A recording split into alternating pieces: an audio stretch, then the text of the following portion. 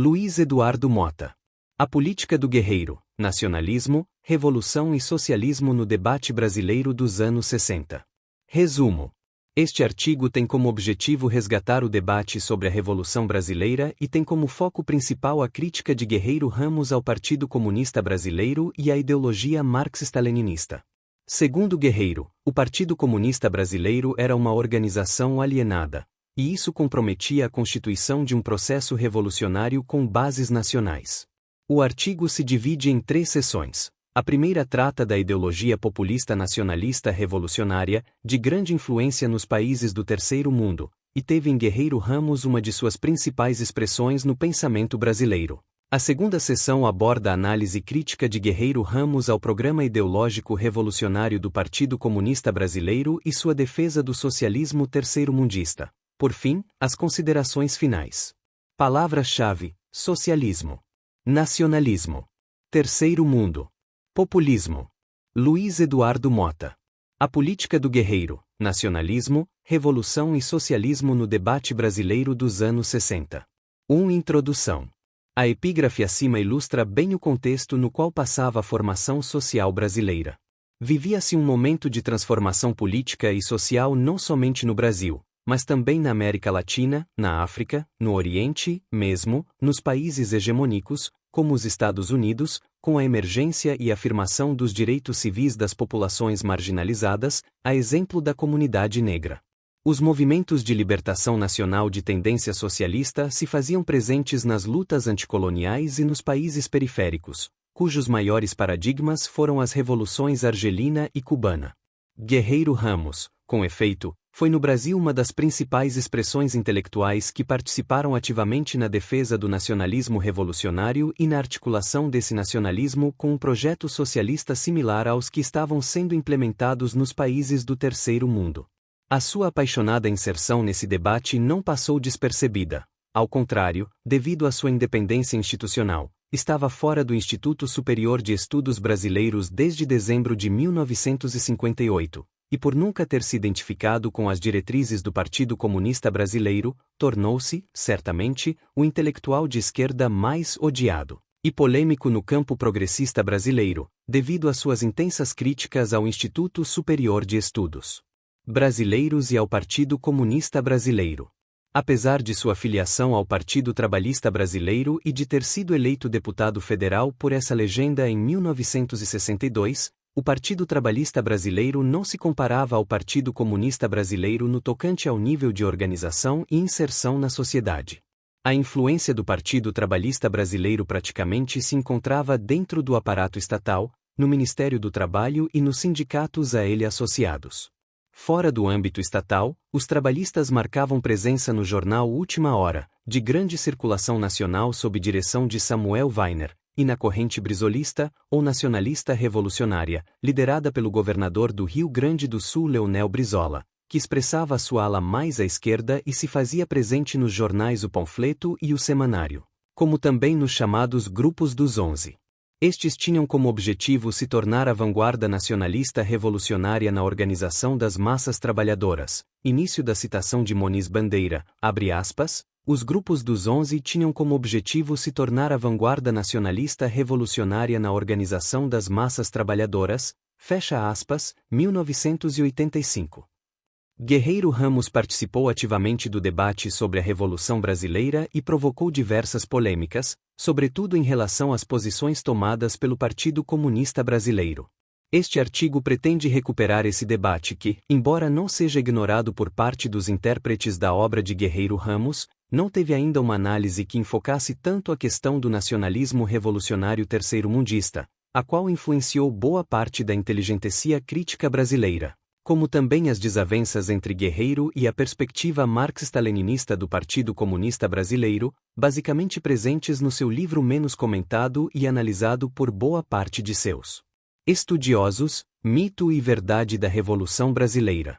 Ademais, a obra de Guerreiro Ramos é tratada de modo distinto, como se houvesse uma divisão do trabalho em sua análise, ora privilegiando a sua fase zebiana, ou pré-1964, predominante no campo das ciências sociais, ora enfatizando a sua fase da sociologia da administração, ou teoria das organizações.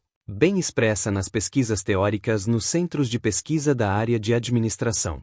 Este artigo divide-se em 3 partes, além desta introdução. A primeira trata da questão do populismo nacionalista revolucionário, ideologia que teve presença marcante na formação social brasileira na primeira metade dos anos 60.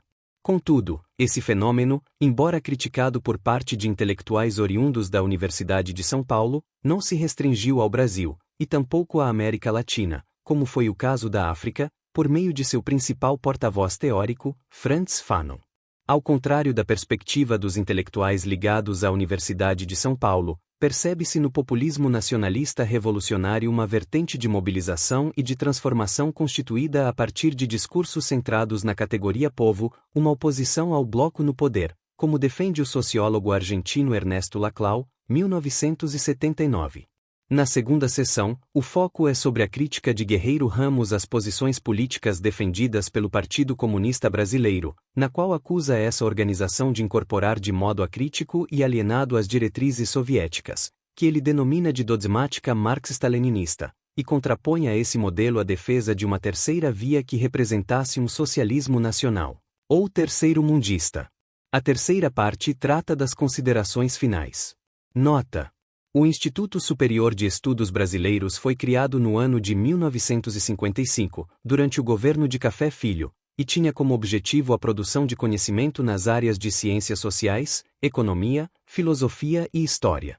Era um instituto autônomo, desvinculado das universidades brasileiras, e inicialmente despontou no cenário intelectual pela ênfase dada ao desenvolvimentismo oriundo da Comissão Econômica para a América Latina e o Caribe, posteriormente, nos anos 60, pela defesa do nacionalismo revolucionário e apoio às reformas de base do governo João Goulart. O Instituto Superior de Estudos Brasileiros sofreu forte oposição tanto dos intelectuais e dos periódicos conservadores como também de grande parte de intelectuais progressistas vinculados à Universidade de São Paulo. O instituto foi extinto pelo governo militar em abril de 1964. Seus principais intelectuais, na sua fase inicial, eram Guerreiro Ramos, Álvaro Vieira Pinto, Nelson Werneck Sodré, Hélio Jaguaribe, Roland Corbusier, Cândido Mendes e Inácio Rangel. Em 1960, houve o ingresso nos quadros do Instituto de Jovens Intelectuais como Vanderlei Guilherme dos Santos, Carlos Estevão Martins, Herbert de Souza, Joel Rufino dos Santos, Pedro Celso Uchoa Cavalcante e Rubens César Fernandes. Sobre o Instituto Superior de Estudos Brasileiros, ver Mota, 2000, e Toledo, 2005. 2. A ideologia populista nacionalista revolucionária. Os anos seguintes ao movimento político-militar de 1964, que destituiu o governo nacional populista de João Goulart, foram marcados por uma intensa revisão crítica por parte de uma intelectualidade uspiana, em sua maioria localizada nas faculdades de Ciências Sociais, Francisco V. Fort, Otávio Yan, Fernando Henrique Cardoso, Francisco de Oliveira, e de Filosofia, Maria Silvia de Carvalho Franco, Marilena Chauí, José Arthur Gianotti, e identificada com a teoria marxista, não obstante a sociologia de Max Weber estivesse também presente em algumas dessas análises. Esse grupo intelectual da Universidade de São Paulo teceu, em maior e menor grau, uma acirrada desconstrução ao sistema político e intelectual identificado com a perspectiva nacionalista. Com efeito, tanto a política populista como a produção intelectual nacionalista, a exemplo do Instituto Superior de Estudos Brasileiros, tornaram-se a betinoire dessa intelectualidade uspiana, conforme Mota, 2000. Para Francisco V. Fort, 1978, certamente a principal expressão intelectual crítica do populismo nacionalista, a ideologia nacionalista associada à política populista tem como sua principal característica o enaltecimento do aparelho de Estado, com efeito resultante disso, impedir a emergência de uma consciência de classe por parte dos trabalhadores, mantendo as relações de produção capitalista. Assim, para o autor, o reformismo nacionalista foi também espontaneísta, porém em forma mais elaborada. Diferentemente do populismo, expressão tópica da ascensão das massas e de sua incorporação ao regime, o nacionalismo foi sua expressão global e emerge, portanto, diretamente ao nível do Estado. Ele corresponde, neste período que se inicia com o segundo governo Vargas, a grupos políticos, tecnocráticos e militares situados no aparelho do Estado ou diretamente associados a ele e que tratam de definir uma estratégia para o Estado em face dos problemas criados ou enfrentados pelo desenvolvimento industrial e urbano do país. Por outro lado, diferentemente de outras ideologias, o populismo nacionalista não estimula a organização partidária. Partindo de vinculação muito difusa com as massas populares, não fala nunca a nenhuma classe determinada, mas sempre ao povo. Em resumo, o nacionalismo foi um pouco mais que uma forma pequeno-burguesa de consagração do Estado. Não nos referimos aqui aos governos de Vargas, Kubitschek, Goulart ou qualquer outro, mas ao Estado como realidade no sistema capitalista brasileiro, expressão da democracia de todo o povo e, ao mesmo tempo, expressão do poder burguês. Início da citação de Francisco V. Fort, abre aspas. A ideologia nacionalista associada à política populista tem como sua principal característica o enaltecimento do aparelho de Estado, como efeito resultante disso, impedir a emergência de uma consciência de classe por parte dos trabalhadores, mantendo as relações de produção capitalista.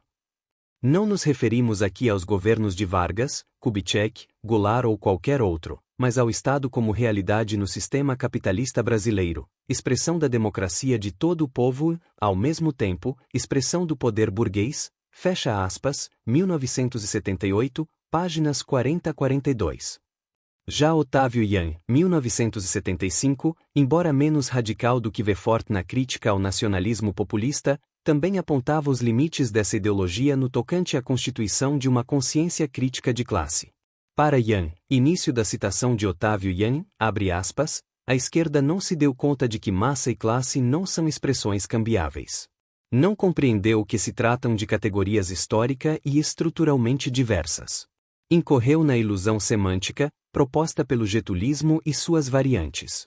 Não se dedicou à análise da realidade, para perceber que a essência das massas trabalhistas e populistas é antes a consciência de massa que a consciência de classe, antes o princípio da mobilidade social que o princípio da contradição. Fecha aspas, 1975, página 114, grifos do texto original.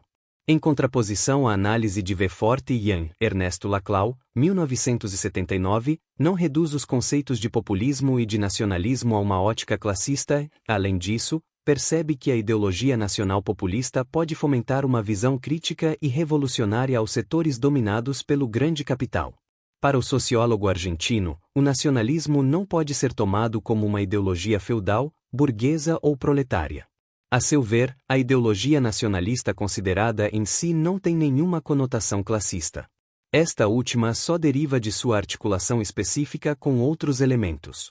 Pode vincular o nacionalismo à manutenção de um sistema hierárquico autoritário de tipo tradicional, basta lembrar a Alemanha de Bismarck.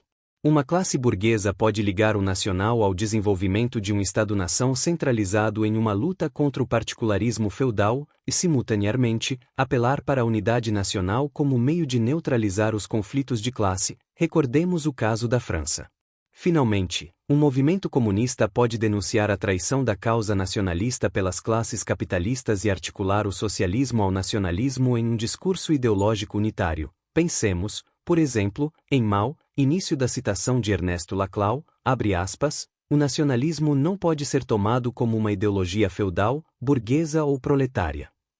Finalmente, um movimento comunista pode denunciar a traição da causa nacionalista pelas classes capitalistas e articular o socialismo ao nacionalismo em um discurso ideológico unitário. Pensemos, por exemplo, em Mao, fecha aspas, 1979, páginas 166 a 167.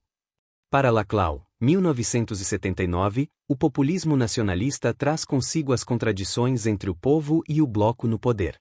Isso significa afirmar que o populismo começa no ponto em que os elementos popular-democráticos assumem um sentido sintético antagônico em relação à ideologia dominante.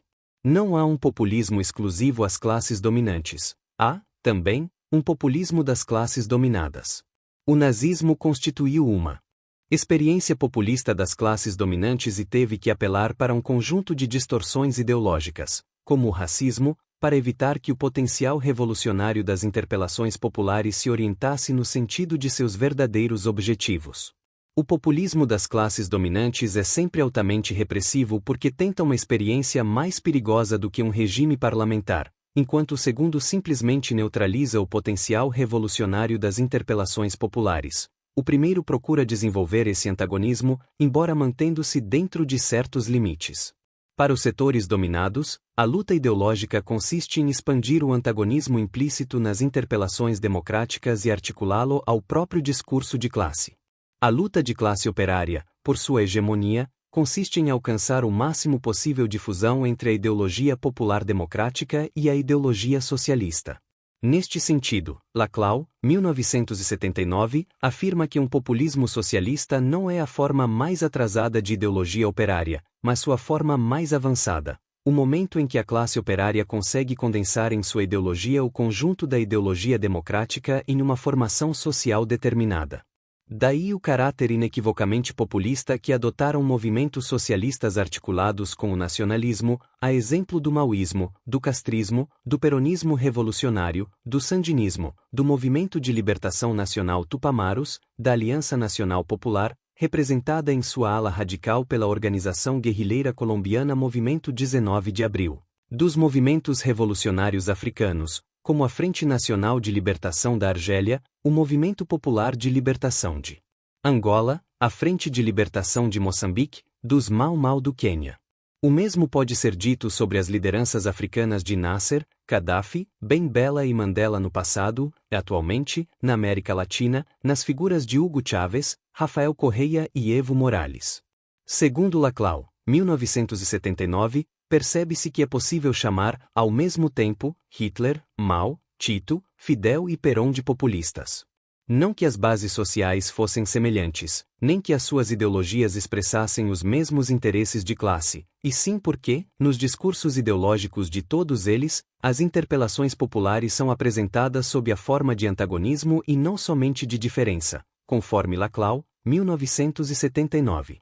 O nacionalismo dos intelectuais brasileiros dos anos 50 e 60 convergia com as outras abordagens nacionalistas, não obstante existissem diferenças entre elas.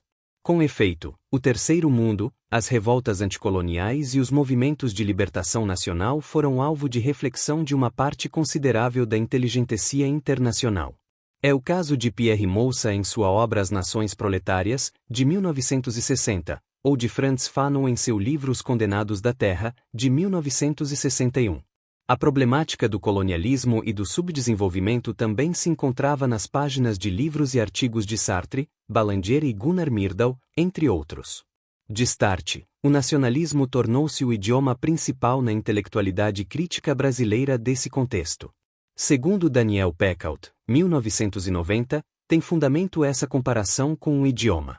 Ao lado dos esforços conscientes para inventar uma ideologia, combinavam-se significantes emprestados de léxicos variados da Comissão Econômica para a América Latina e o Caribe, do marxismo, do nasserismo e de outros terceiro-mundismos, do existencialismo sartriano e do hegelianismo, que se entrelaçam, terminando por criar um idioma inédito e autóctone, com seus neologismos e seus sintagmas específicos. Esse idioma se impôs de maneira ainda mais fácil por suscitar um imaginário que recorria amplamente às relações de equivalência. A modernização capitalista, a integração da nação e a revolução eram expressões de uma mesma crença. Início da citação de Daniel Peckaut, abre aspas, a modernização capitalista, a integração da nação e a revolução eram expressões de uma mesma crença. Fecha aspas, 1990, página 124. Assim, há dois tipos de nacionalismo no discurso dos intelectuais engajados, como observou Peckaut, 1990. De um lado, há o nacional-desenvolvimentismo, predominante durante o governo Juscelino Kubitschek. Do outro, o nacional-marxismo, ou nacionalismo popular revolucionário, que emergiu durante o governo Goulart. O ideal do desenvolvimento não esmaeceu no segundo tipo de nacionalismo. O que houve, de fato, foi a ampliação do discurso nacional-desenvolvimentista, absorvendo conceitos oriundos do pensamento marxista e das ideologias terceiro-mundistas. A ideologia nacionalista, como também a questão da soberania nacional, tornaram-se, portanto, os principais projetos, na acepção sartriana, para a sociedade brasileira, por parte dos intelectuais ditos engajados. Para Guerreiro Ramos, 1960, início da citação de Guerreiro Ramos, abre aspas, o nacionalismo é a ideologia dos povos que, na presente época, lutam por libertar-se da condição colonial. O nacionalismo é reivindicação essencial que fazem hoje os povos que não se encontram ainda em pleno gozo da soberania. O nacionalismo é o único modo possível de serem hoje universalistas os povos periféricos. Somente organizando-se como personalidades nacionais podem ingressar no nível da universalidade e da civilização. O nacionalismo não é fim. É meio. Certamente deixarão de ser nacionalistas no futuro os povos que realizarem com êxito a sua revolução nacional. Fecha aspas, Guerreiro Ramos, 1960, páginas 225 a 226. A questão do nacionalismo é um dos pontos-chave da discussão cultural daquela época.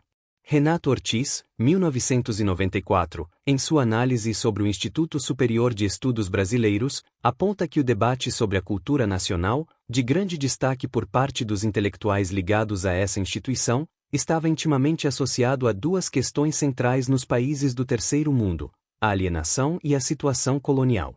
Daí, haver uma correspondência do pensamento eusebeiano com a de outro pensador terceiro-mundista que obteve grande repercussão naquela conjuntura. Trata-se do médico martinicano Frantz Fanon, que teve influência direta não somente na Revolução Argelina, onde Fanon era radicado, mas nos movimentos revolucionários do Terceiro Mundo, e mesmo no movimento negro revolucionário estadunidense. A exemplo dos Panteras Negras.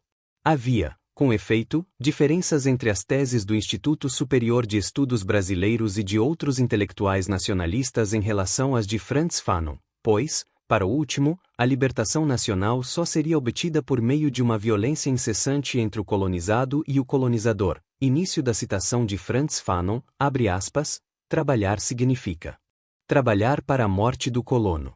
A violência assumida permite ao mesmo tempo que os extraviados e proscritos dos grupos voltem, reencontrem seu lugar e se reintegrem.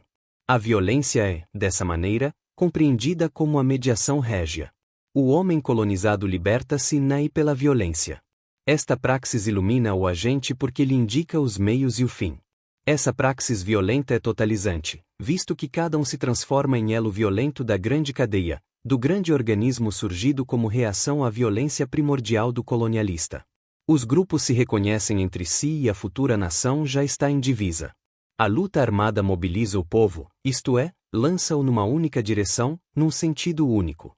Iluminada pela violência, a consciência do povo rebela-se contra toda pacificação, fecha aspas, Frantz Fanon, Os Condenados da Terra, São Paulo, 2006, páginas 104, 111 e 113. Já para o Instituto Superior de Estudos Brasileiros, a saída para a superação do Estado colonial podia ser alcançada por medidas reformistas, pois existia uma sociedade civil para o Instituto, o que já não ocorria na sociedade argelina, segundo Fanon, visto que não havia mediações entre o colonizado e o colono. O aspecto convergente de suas teorias encontra-se na formação de uma cultura nacional e autônoma, pois ela está intrinsecamente ligada à luta pela libertação nacional, em oposição ao domínio cultural, político e econômico dos países desenvolvidos. Renato Ortiz, 1994. Tomando como exemplo o livro de Guerreiro Ramos O Problema Nacional do Brasil, publicado pouco tempo depois de sua saída do Instituto Superior de Estudos Brasileiros, a título de comparação com as ideias de Fanon sobre a cultura nacional, percebem-se semelhanças no aspecto da cultura nacional. Início da citação de Guerreiro Ramos, abre aspas. A elaboração da cultura nacional no Brasil é, no plano do espírito, o correlato do trabalho coletivo mediante o qual se realiza a substituição de importações e se instala um sistema de produção destinado a atender à demanda interna de bens e serviços. Ao contrário, a única maneira de um povo adquirir significação universal é por intermédio de uma concepção original do homem e do mundo. Só se alcança o plano de universalidade, de modo imediato, a partir de um ponto de vista particular. Não temos ainda uma personalidade cultural de significação universal porque até aqui, por imperativo de nossa formação econômica, tivemos de adotar, como nossas, experiências alheias. O que vinga na história universal é o que se produz de acordo com as perspectivas peculiares de cada povo.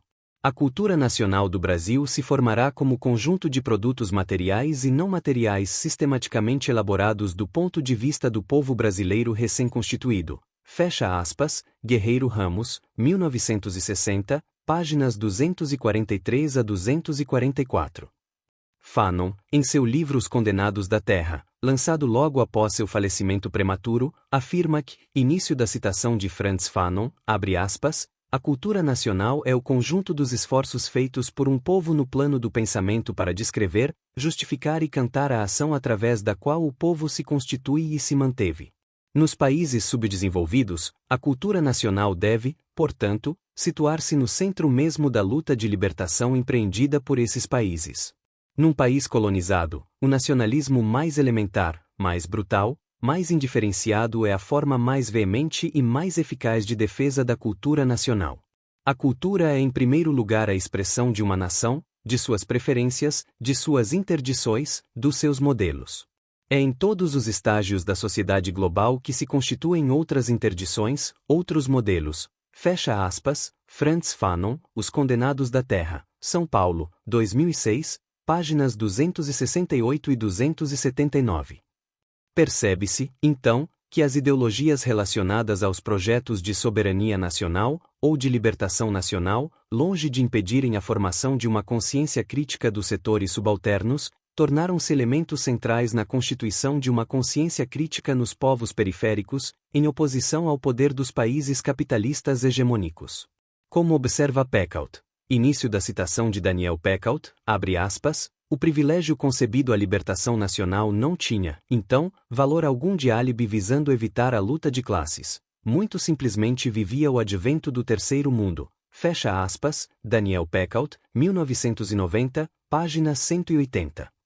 Assim sendo, a soberania nacional era a principal meta naquela época, não apenas dos intelectuais que foram ligados ao Instituto Superior de Estudos Brasileiros, mas também de lideranças políticas, como Leonel Brizola, Miguel Arraes, Francisco Julião e Almino Afonso, por partidos e movimentos sociais, como o Partido Comunista Brasileiro, o Comando Geral dos Trabalhadores, a União Nacional dos Estudantes, o Centro Popular de Cultura, a Frente Parlamentar Nacionalista, as Ligas Camponesas, por jornais, como o Semanário, o Panfleto, Jornal dos Debates e Novos Rumos.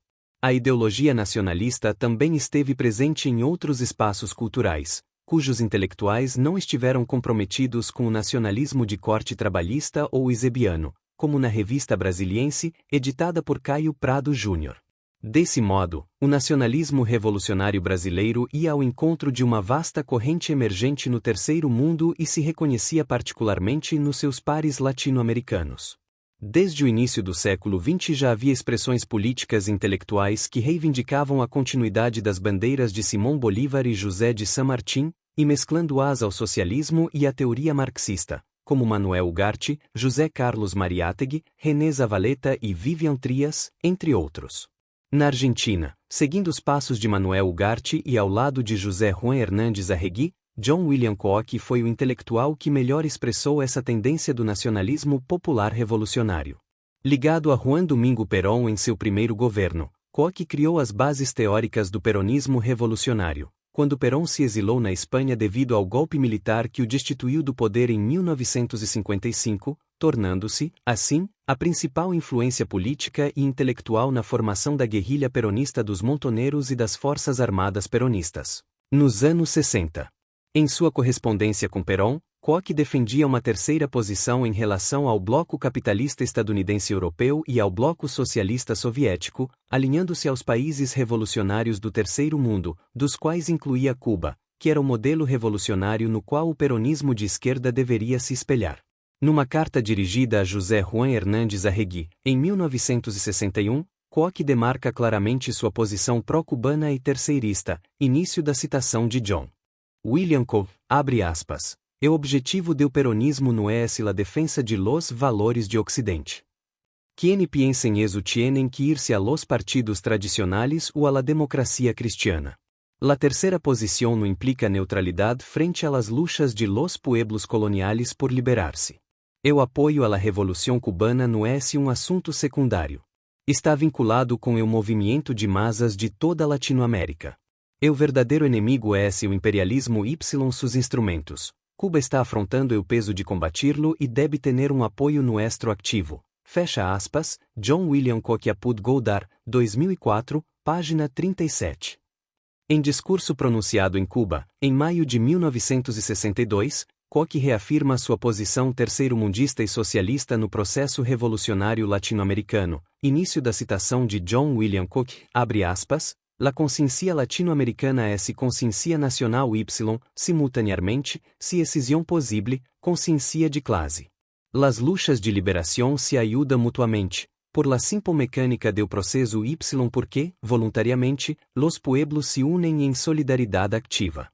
Así como en 1810, hubo que explotar las luchas entre las grandes naciones, ahora suena como factor fundamental la presencia de un mundo socialista, que ayuda a la liberación nacional por el freno que pone a las maniobras imperialistas y por la ayuda que puede prestar ao desarrollo econômico de los países liberados, fecha aspas, John William Koch, 2009. Página 115.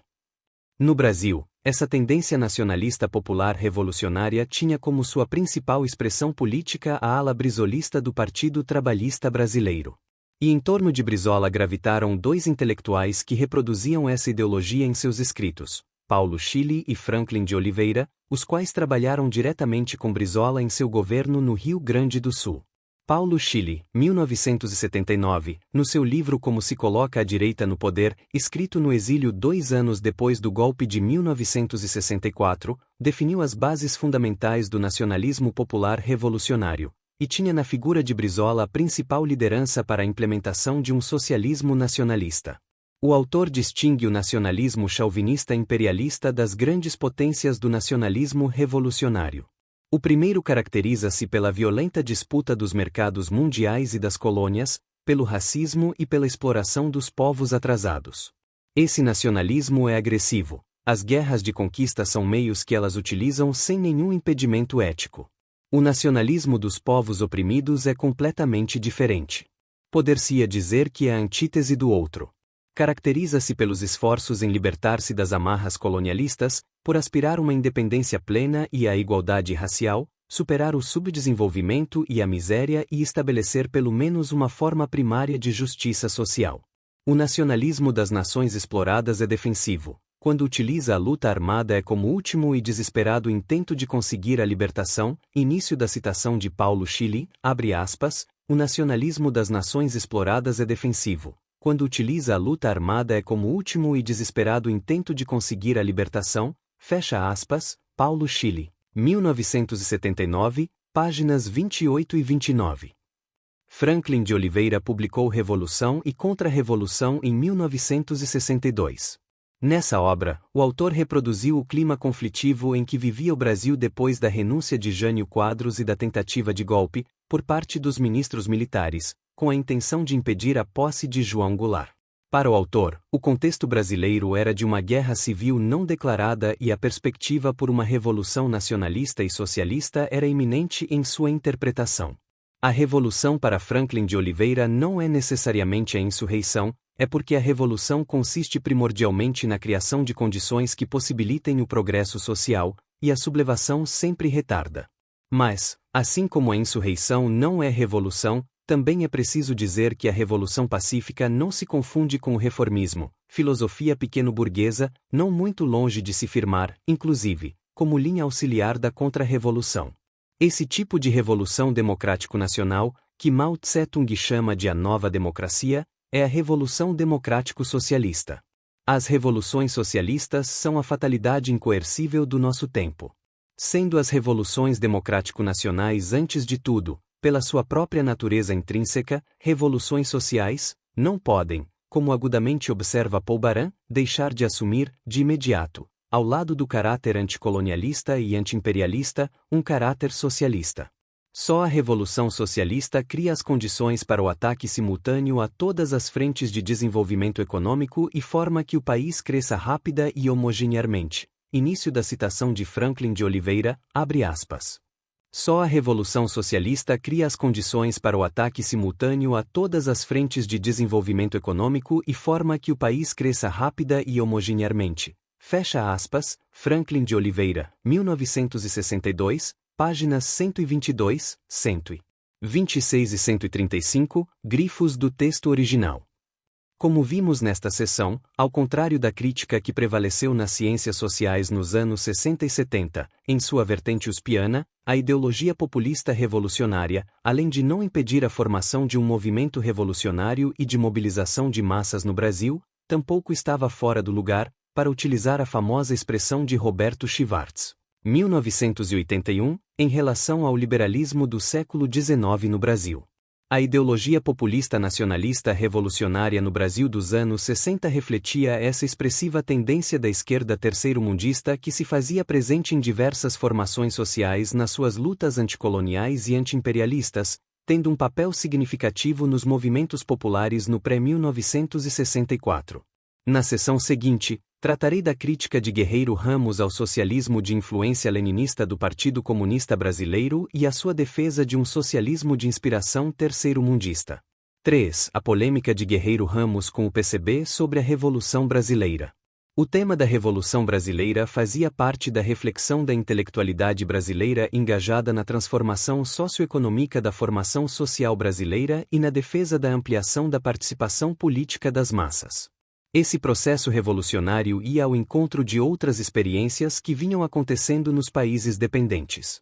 Guerreiro Ramos, em a sua obra Mito e Verdade da Revolução Brasileira, de 1963, somou-se a outros intelectuais nacionalistas engajados nesse tema, como Franklin de Oliveira, Revolução e Contra-Revolução no Brasil e que é a Revolução Brasileira, Vanderlei Guilherme dos Santos, Quem dará o golpe no Brasil? E Reforma e Contra-Reforma, Nelson Werneck Sodré, Introdução à Revolução Brasileira, Ivamir Chacon, A Revolução no Trópico. A questão da Revolução Brasileira não se restringiu ao debate intelectual do pré-1964, mas também ao momento posterior, a exemplo do livro de Caio Prado Júnior, A Revolução Brasileira, de 1966, desencadeando um intenso e apaixonado debate intelectual, especialmente na revista Civilização Brasileira, de 1965 a 1968. No livro Mito e Verdade da Revolução Brasileira, de 1963, Guerreiro manteve o estilo característico de suas obras, qual seja, a busca da polêmica com outras perspectivas teóricas e políticas das quais não convergia. Nesse livro, o alvo central de suas críticas era a concepção marxista-leninista apregoada pelo Partido Comunista Brasileiro, além de expor as suas divergências com Álvaro Vieira Pinto em relação à questão do nacionalismo, analisada por este em sua obra magna Consciência e Realidade Nacional. Guerreiro Ramos o acusou de fazer uma deformação direitista de seu livro A Redução Sociológica.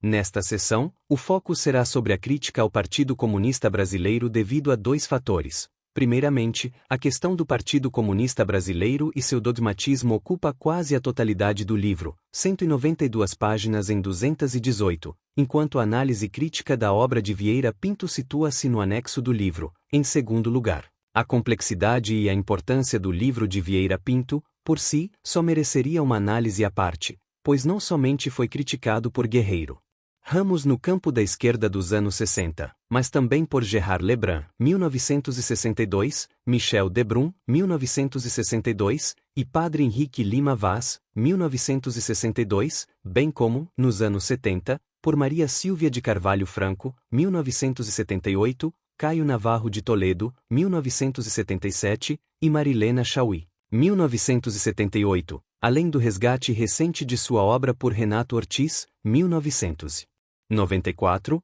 e Norma Cortez, 2003. Guerreiro Ramos destaca no início do livro a importância desse estudo pois a Revolução é categoria viva da história contemporânea do Brasil. Por isso, encontra-se o sociólogo brasileiro numa situação privilegiada, que não deve malbaratar, mas aproveitar, em sua riqueza conceptual, na promoção do progresso científico. Assim sendo, o estudo do processo revolucionário envolve mais do que um teste de preparo profissional ou de competência acadêmica. Envolve, sobretudo, um teste de sensibilidade humanística. Eis porque nossas presentes considerações refletem vivência e projeto concretos, ao mesmo tempo que esforço de objetividade, de distanciamento sem prejuízo da participação. Na história, chega a vez de iminente desempenho brasileiro. É o momento de escrever o Tratado Brasileiro da Revolução. Início da citação de Alberto Guerreiro Ramos, abre aspas, a Revolução é categoria viva da história contemporânea do Brasil.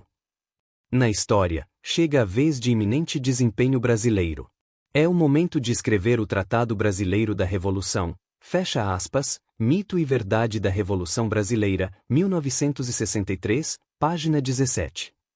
A crítica de Guerreiro ao Partido Comunista Brasileiro começou a se desenvolver em seu livro anterior à Crise do Poder no Brasil, de 1961, no qual considera o referido partido uma organização alienada das camadas sociais que, presumivelmente, deveria representar, e também subordinado diretamente à União das Repúblicas Socialistas Soviéticas. A preocupação de Guerreiro Ramos com relação ao Partido Comunista Brasileiro devia-se, também, por este possuir, na época, a hegemonia intelectual e política no campo da esquerda.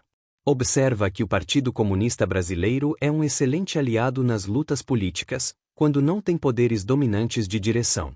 Houve um momento, entre nós, em que o movimento nacionalista, com um mínimo de consistente coordenação ideológica, tornou o Partido Comunista Brasileiro politicamente subsidiário.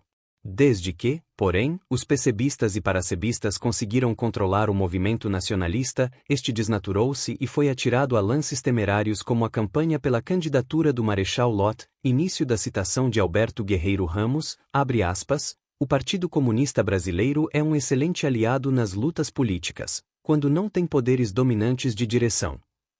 Desde que, porém, os PCBistas e paracebistas conseguiram controlar o movimento nacionalista, este desnaturou-se e foi atirado a lances temerários como a campanha pela candidatura do Marechal Lott, fecha aspas, A Crise do Poder no Brasil, 1961, página 107. Em Mito e Verdade da Revolução Brasileira, de 1963, o eixo crítico de Guerreiro Ramos ao Partido Comunista Brasileiro deve-se à adoção dogmática deste ao marxismo-leninismo, o qual era contraposto pela corrente revisionista do marxismo ocidental. Sua definição de marxismo ocidental é distinta da que lhe confere Perry Anderson, 1976, em seu livro Considerações sobre o Marxismo Ocidental, em que demarca como ocidentais os filósofos marxistas a partir de Lukács, os quais enfatizaram os aspectos superestruturais em relação aos infraestruturais, isto é, privilegiavam as questões relacionadas à ideologia, à arte, à ciência e ao Estado, a exemplo de Kors, Gramsci, Sartre, Althusser, Marcuse, entre outros. Já para Guerreiro, o marxismo ocidental é delimitado pela questão geográfica, pois situa seus representantes intelectuais, exclusivamente, na Europa Ocidental, em oposição ao marxismo do leste europeu, particularmente o russo. Por isso, o autor inclui na lista Rosa Luxemburgo e Kautsky, pensadores e dirigentes marxistas tradicionalmente associados aos intelectuais e políticos da Segunda Internacional, como Lenin, Trotsky, Bukharin e Bernstein, voltados a temas políticos e econômicos. A oposição de Guerreiro ao Partido Comunista Brasileiro deveu-se, possivelmente, à ambiguidade dessa organização partidária em relação ao segundo governo Vargas. No texto de dezembro de 1953, Projeto de Programa, o Partido Comunista Brasileiro afirmava textualmente que o governo de Vargas, portanto, um governo de preparação de guerra e de traição nacional, é um governo inimigo do povo. O governo Vargas é um instrumento útil e necessário aos imperialistas americanos e que facilita a complexa colonização do Brasil pelos Estados Unidos. Início da citação de Jacob Gorender Carone, abre aspas, o governo de Vargas, portanto, um governo de preparação de guerra e de traição nacional, é um governo inimigo do povo. O governo Vargas é um instrumento útil e necessário aos imperialistas americanos e que facilita a complexa colonização do Brasil pelos Estados Unidos. Fecha aspas, 1982, página 117. Contudo, em outubro de 1954, pouco depois do suicídio de Vargas, o líder do Partido Comunista Brasileiro, Luiz Carlos Prestes, publicou um texto intitulado Aliança com o Partido Trabalhista Brasileiro, no qual mudou radicalmente de posição ao afirmar que trabalhistas e comunistas lutamos contra o mesmo inimigo que é o imperialismo norte-americano. Lutamos contra os seus agentes em nosso país, os generais fascistas e os politiqueiros reacionários da União Democrática Nacional. Somos todos interessados na preservação dos direitos constitucionais e na defesa das conquistas sociais dos trabalhadores. É esta, em sua essência, a plataforma patriótica que agora nos une, a comunistas e trabalhistas. Início da citação de Jacob Gorinder Carone, abre aspas, trabalhistas e comunistas, lutamos contra o mesmo inimigo que é o imperialismo norte-americano. É esta, em sua essência, a plataforma patriótica que agora nos une, a comunistas e trabalhistas, fecha aspas, 1982, página 125. As mesmas diretrizes seriam mantidas pelo Partido Comunista Brasileiro em sua histórica declaração de março de 1958, quando renunciou à via jacobina da revolução e passou a defender uma estratégia pacifista de revolução. Foi por essas mudanças bruscas de diretrizes que Guerreiro Ramos se indispôs com o Partido Comunista Brasileiro, com a possibilidade de que essa organização se tornasse hegemônica no processo revolucionário nacionalista que emergia no Brasil. Por marxismo-leninismo entende-se a ideologia reproduzida pelo Cominfor a partir de 1947. Significa que os partidos comunistas deveriam adotar as diretrizes estabelecidas pelo Partido Comunista Soviético. Nesse sentido, a ideologia marxista-leninista é sinônimo de stalinismo, e é nessa acepção que Guerreiro trata o marxismo-leninismo, mas não se identificando com a histeria anticomunista característica das correntes políticas conservadoras que fizeram presença no Brasil daquele contexto, haja vista que a crítica de Guerreiro é de uma perspectiva de esquerda. Ademais, o marxismo-leninismo não se confunde com a complexa obra de Marx e de Lenin, sem falar que Guerreiro recorre às análises de Lenin, 1977, sobre o problema do imperialismo, a tese do elo mais fraco da cadeia imperialista, da obra Imperialismo, fase superior do capitalismo. Trata-se exclusivamente de uma ideologia, e não de uma teoria sociológica, política ou econômica. Guerreiro Ramos, ao apontar as limitações programáticas e estratégicas do Partido Comunista Brasileiro, devido ao seu dogmatismo leninista, e para fazer uma crítica ao conformismo de seus militantes, procurou como fonte de inspiração e analogia a peça sátira de Ionesco O Rinoceronte, uma das maiores expressões do teatro do absurdo. Nessa peça, o dramaturgo conta a história de uma cidade pacata que se transforma completamente após a passagem de um rinoceronte por suas ruas. À medida que a origem do paquiderme é discutida e em alguns casos rebatida, ele misteriosamente vai se proliferando de maneira incontrolável, até finalmente notarmos que os próprios cidadãos da cidade vão aos poucos se metamorfoseando em rinocerontes. Nas entrelinhas, o rinoceronte simboliza o conformismo no qual a sociedade moderna está constituída. Essa metamorfose sofrida pelos habitantes é uma analogia ao processo contínuo de alienação do qual a sociedade moderna vem sofrendo, sobretudo, desde a sua segunda revolução industrial.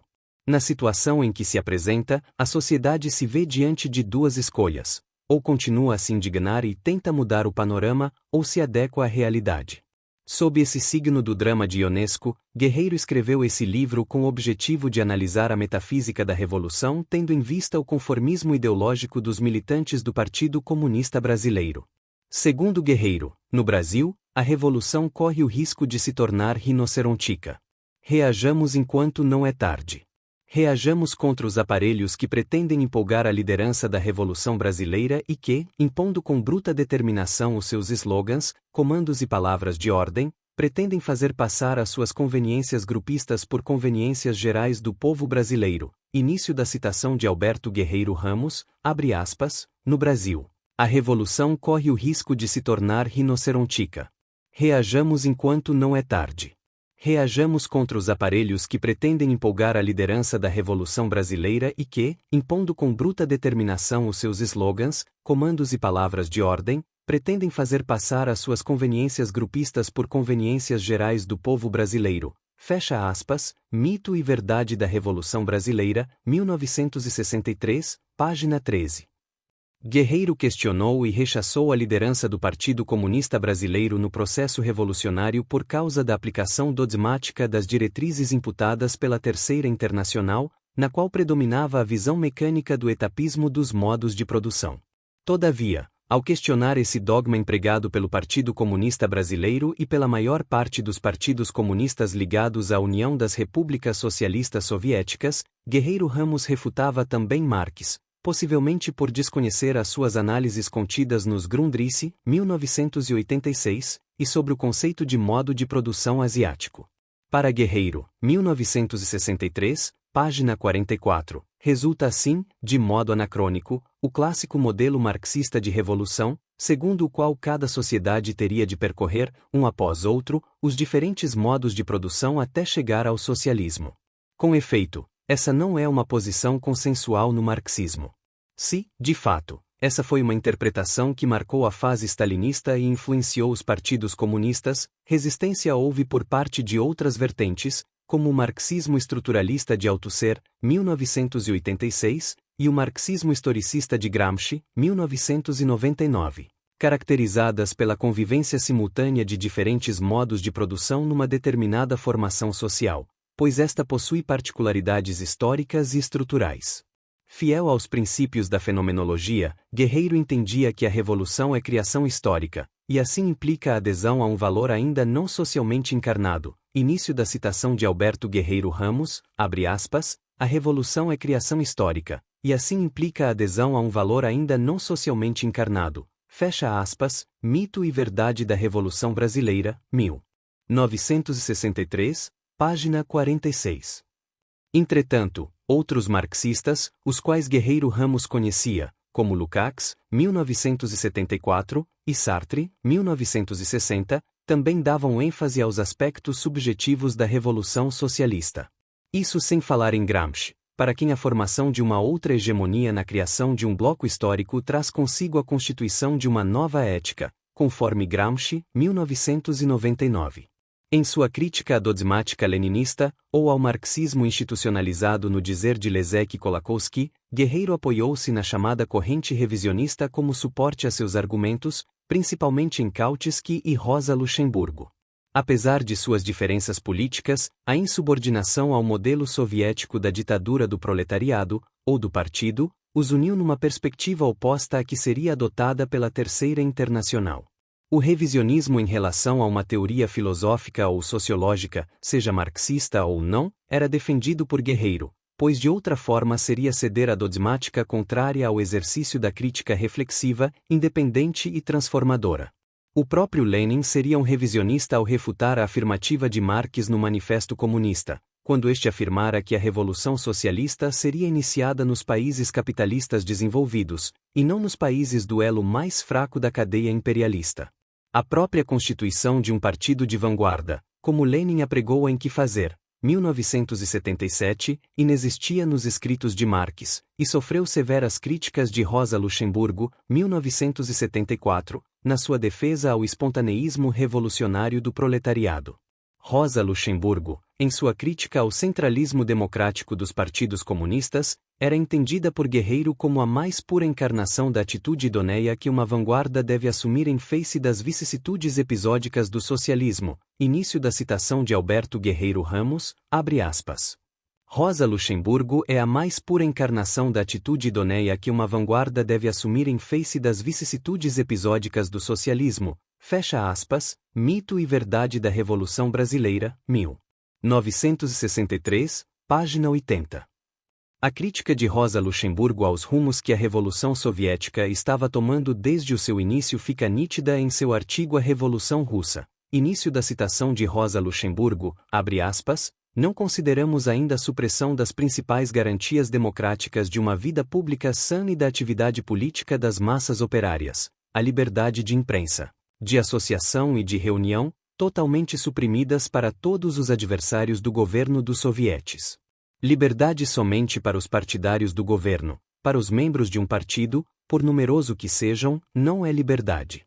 Liberdade é sempre a liberdade daquele que pensa de modo diferente. Fecha aspas, A Revolução Russa, 1979, página 155.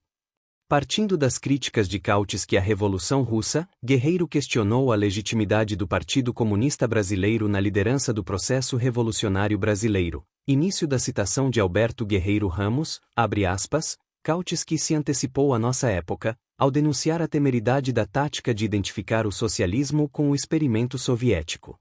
Hoje é igualmente temerário permitir que a razão socialista se encarne em partidos e que as conveniências de tais partidos muitas vezes se afirmem contra os interesses mesmos da emancipação das camadas populares. Fecha aspas, Mito e Verdade da Revolução Brasileira, 1963, página 78.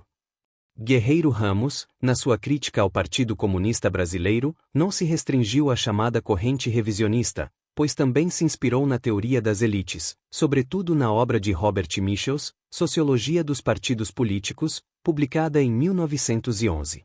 Apesar de sua filiação a essa vertente de pensamento identificada por posições conservadoras, Michels era oriundo da ala esquerda da social-democracia alemã, da qual Rosa Luxemburgo foi uma de suas principais lideranças. A análise de Michels tem na sua origem uma ferrenha crítica à ala direita da social-democracia e dos seus desvios em relação à construção de um processo socialista revolucionário. O seu argumento centra-se no fato de todas as organizações, em especial os partidos políticos de massas, possuírem uma lei de bronze de oligarquia, ou seja, sempre formam-se oligarquias com um poder centralizador, as quais impedem a ascensão, ou mobilidade, dentro da organização. No entanto, trata-se de uma organização política fundada por princípios democráticos. Isso se deve, segundo o autor, à patologia das massas, isto é, as bases do partido seguem de modo irreflexivo as lideranças carismáticas que as controlam pelo seu conhecimento intelectual e poder demagógico. Forma-se, assim, um quadro rígido e burocrático na estrutura organizacional partidária. Guerreiro Ramos, 1963, observou que a lei de bronze da organização não é uma lei geral da sociedade, mas sim uma lei particular da sociedade burguesa. Para ele, Michels atribui caráter permanente ao tipo de relação entre massa e elite predominante na sociedade burguesa. A lei de bronze resulta, necessariamente, desse tipo de relação, não obstante a qualidade da massa varie historicamente. Nesse sentido, a concepção leninista de partido e da ditadura do proletariado seria produto da ideologia burguesa, portanto, a seu ver, antimarxista. Para Guerreiro Ramos, num tom explicitamente esquerdista em sua crítica, início da citação de Alberto Guerreiro Ramos, abre aspas, constitui hoje, dever da consciência libertária mostrar que a concepção leninista de organização é um contrabando burguês, que muitos pretendem passar para o campo do movimento revolucionário contemporâneo.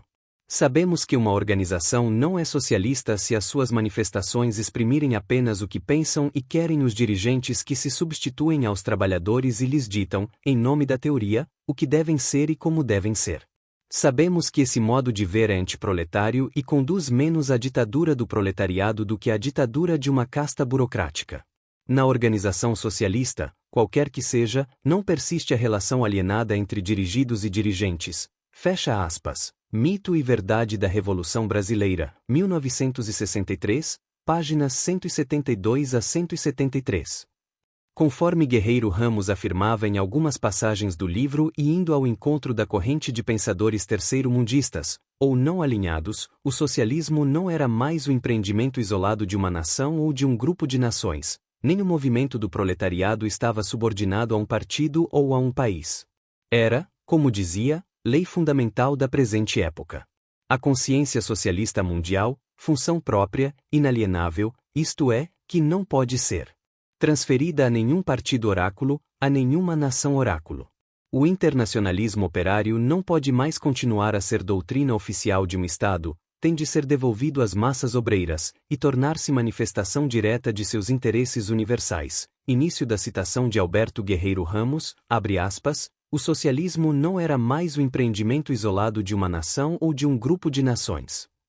O internacionalismo operário não pode mais continuar a ser doutrina oficial de um Estado, tem de ser devolvido às massas obreiras, e tornar-se manifestação direta de seus interesses universais. Fecha aspas. Mito e Verdade da Revolução Brasileira, 1963, páginas 118 a 119. O contexto da virada dos anos 50 a 60, de fato, indicava a formação de alternativas ao modelo socialista soviético por parte dos países do Terceiro Mundo, Cuba, Argélia, Vietnã, nos quais se formava um proletariado novo. Havia, ainda, as dissidências do bloco socialista que começavam a pôr em xeque a hegemonia da União das Repúblicas Socialistas Soviéticas no campo da esquerda mundial, a exemplo da Iugoslávia de Tito que, desde 1948, se afastara da influência soviética, seguido pela China e Albânia no início dos anos 60. Guerreiro, 1963, considerava que o Brasil, naquele contexto, vivia seu momento revolucionário ideal para a implementação de um novo socialismo de caráter nacional. Havia condições objetivas para tal feito, condições essas que vinham se desenvolvendo desde os anos 30, a partir de Vargas, contexto em que o Estado tornará-se nação e criará mecanismos institucionais para a organização do povo. Todavia, a ausência de uma liderança nacional comprometia esse projeto. O Partido Comunista Brasileiro era, de fato, o único partido da esquerda brasileira de formação orgânica, o que lhe dava liderança em relação aos demais, e a Revolução Brasileira não poderia ser construída a partir de experiências prévias de outros países, nem tampouco de manuais, o que caracterizava o Partido Comunista Brasileiro, no seu dizer, como uma organização alienada. Essa inconsistente liderança do movimento emancipador só postergava a revolução. Estaríamos, questionava Guerreiro, presenciando uma jornada de otários? E quem eram os otários? Na sua resposta provocadora eram todos os que estão falando demais, falando mais do que podem, aventureiros e literatos que, por erro de perspectiva ou por gosto, se vão especializando na desmedida, compelindo muitos a segui-los, por temor de parecerem não revolucionários, ou inimigos das causas populares. Otários são os que, ingenuamente, se deixam manipular e conduzir pelos corretores da revolução. Otários são todos os que imaginam que a Revolução Brasileira só poderá efetivar-se mediante a internacionalização do país. Início da citação de Alberto Guerreiro Ramos, abre aspas. Otários são todos os que imaginam que a Revolução Brasileira só poderá efetivar-se mediante a internacionalização do país. Fecha aspas, Mito e Verdade da Revolução Brasileira. 1963, página 186.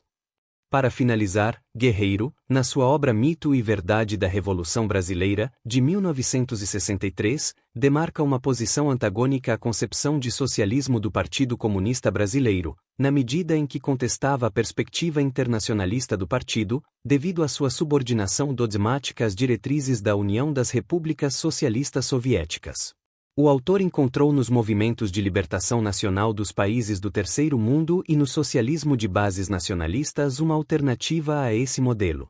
Tais movimentos representariam o verdadeiro internacionalismo proletário pela luta que travavam contra o imperialismo. E no caso brasileiro, essa revolução socialista teria nos movimentos políticos nacionalistas, independentes do Partido Comunista Brasileiro, o principal caminho para a constituição de um socialismo nacional. 4. Considerações finais. Os eventos ocorridos no final de março e no início de abril de 1964, a derrocada do governo João Goulart, a ascensão dos militares e dos tecnocratas ao poder de Estado e a criação de dispositivos legais autoritários como os atos institucionais, encerraram o processo revolucionário nacionalista que estava em curso no país. O paradoxo desse contexto histórico foi o fato de os vencedores terem intitulado o movimento político-militar de 1964 como uma revolução, apropriando-se desse termo, no qual a esquerda nacionalista estava diretamente envolvida. A perspectiva revolucionária da esquerda ainda continuaria no pós-1964, mas sob outra égide, na forma das organizações guerrilheiras.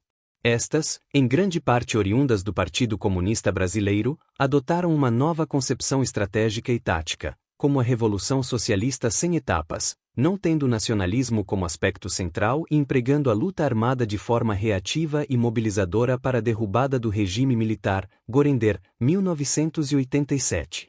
Guerreiro Ramos teve seu mandato de deputado federal cassado e perdeu seus direitos políticos com a instauração do Ato Institucional número 1. Como tentei demonstrar neste artigo, Guerreiro foi uma das principais expressões intelectuais, no Brasil, do nacionalismo revolucionário terceiro-mundista, bem expressa em seu confronto com o Partido Comunista Brasileiro. Contudo, sua obra começou a sofrer uma guinada radical, visto que abandonou as questões referentes ao nacionalismo, ao socialismo e começou a direcioná-la para o campo da administração pública e da teoria das organizações. Sua contribuição a esse campo de conhecimento foi marcada por seus livros Administração e Estratégia do Desenvolvimento, de 1966, e A Nova Ciência das Organizações, de 1981, além de outros artigos relacionados ao tema. Na verdade, isso foi um retorno à fase inicial de sua carreira intelectual, quando nos anos 40 começou a publicar no Departamento Administrativo do Serviço Público textos referentes à relação da administração e política. Entretanto, não deixou de se preocupar com a problemática da intelectualidade brasileira, a exemplo de um dos seus últimos trabalhos, A Inteligência Brasileira na Década de 1930, à luz da perspectiva de 1980-1982.